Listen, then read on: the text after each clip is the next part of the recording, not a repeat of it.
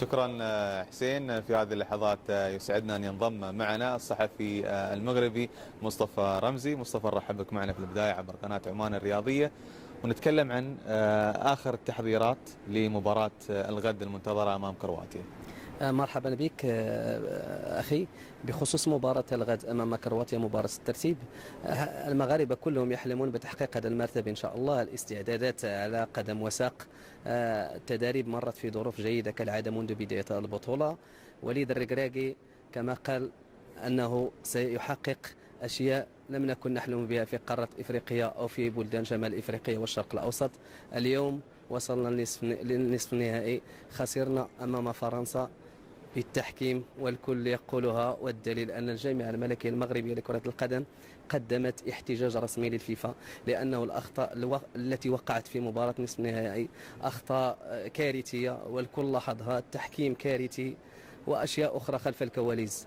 إن شاء الله مباراة الغد الترتيب، المغاربة كانوا قلقين بعد الخسارة أمام فرنسا، لأنه المغرب لم يعد يتخوف من المنتخبات الكبيرة. هزمنا إسبانيا، البرتغال، بلجيكا، أي واحد، ولكن فرنسا هزمنا. الكل لاحظ سيطرة المنتخب المغربي على المباراة، ولكن انهزمنا كما قلت سابقا بأخطاء تحكيمية بدائية.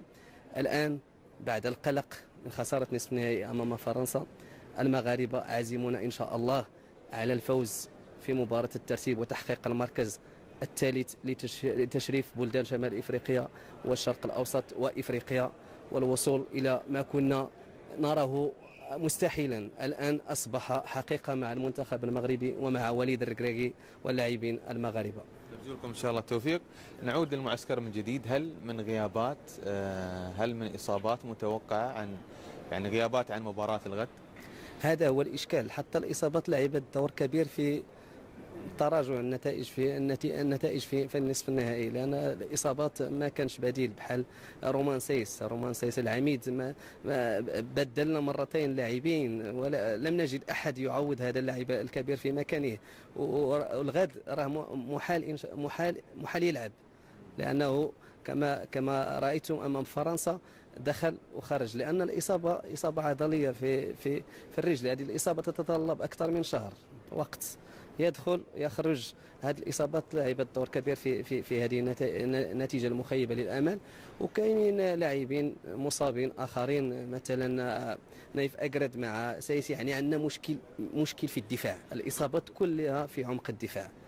ولكن نحن تيقين في اللاعبين الآخرين إن شاء الله أنه يلعبوا بنفس الحماس ويعوضوا هذه اللعابة، وإن شاء الله يكونوا في المستوى ونحققوا المركز الثالث أمام كرواتيا في إعادة للمباراة الأولى هنا، بالمباراة الافتتاحية للمجموعة في المونديال، والتي كانت انتهت بالتعادل 0-0. إن شاء الله راح نفوز غد بإذن الله. طيب، حدثنا عن الجماهير، يعني مباراة الغد تحديد صاحب المركز الثالث، هل ما زالت المباراة تحظى بنفس الأهمية بالنسبة للجماهير المغربية؟ وماذا عن الأرقام؟ هل في جماهير متوقع وصولها اليوم مثلا؟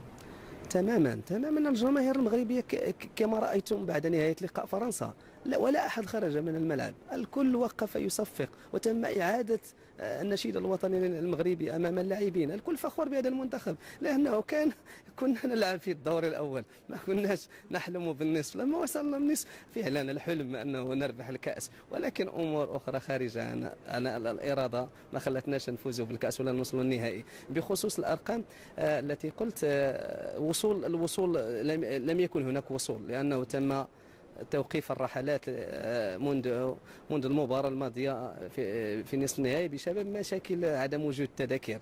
ولكن الجمهور المغربي هنا كثير ما رجعوش، لأنه الخطوط الملكية المغربية الطيران قامت ببرمجة رحلات العودة ابتداء من الاثنين الثلاثاء الأربعاء.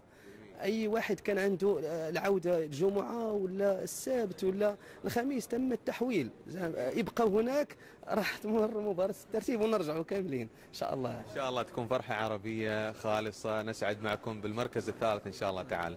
شكرا جزيلا مصطفى. مرحبا، شكرا لكم.